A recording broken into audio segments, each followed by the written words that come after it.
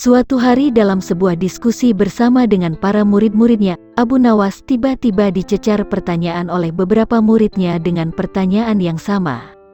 Mula-mula salah seorang muridnya bertanya, manakah yang lebih utama, orang yang mengerjakan dosa-dosa besar atau dosa-dosa kecil? Orang yang mengerjakan dosa-dosa kecil, jawab Abu Nawas. Mengapa? Tanyanya kembali. Sebab lebih mudah diampuni oleh Tuhan, kata Abu Nawas. Murid pertama puas dengan jawaban Abu Nawas karena ia memang yakin begitu. Kemudian murid kedua menanyakan pertanyaan yang sama dengan sebelumnya di atas. Orang yang tidak mengerjakan keduanya, jawab Abu Nawas. Mengapa? Tanya murid kedua. Dengan tidak mengerjakan keduanya, tentu tidak memerlukan pengampunan dari Tuhan, kata Abu Nawas. Murid kedua langsung bisa menerima dan memahami jawaban Abu Nawas tersebut.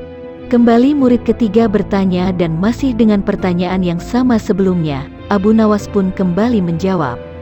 Orang yang mengerjakan dosa-dosa besar, mengapa? Kata murid ketiga. Sebab pengampunan Allah kepada hambanya sebanding dengan besarnya dosa hamba itu, jawab Abu Nawas. Murid ketiga itu puas dengan jawaban Abu Nawas. Akan tetapi Abu Nawas kembali ditanyai oleh beberapa murid lain yang belum memahami jawaban-jawaban Abu Nawas tersebut. Wahai guru, mengapa dengan pertanyaan yang sama bisa menghasilkan jawaban yang berbeda? Itu karena manusia itu dibagi 3 tingkatan. Tingkatan mata, tingkatan otak, dan tingkatan hati, jawab Abu Nawas. Apakah tingkatan mata itu? Tanya murid kembali. Anak kecil yang melihat bintang di langit, ia mengatakan bintang itu kecil karena ia hanya menggunakan mata. Apakah tingkatan otak? Tanya murid Abu Nawas. Orang pandai yang melihat bintang, ia mengatakan bintang itu besar karena ia memiliki pengetahuan, jawab Abu Nawas. Lalu apakah tingkatan hati itu? Tanya mereka kembali. Orang pandai dan mengerti yang melihat bintang di langit, ia tetap mengatakan bintang itu kecil walaupun tahu bintang itu besar.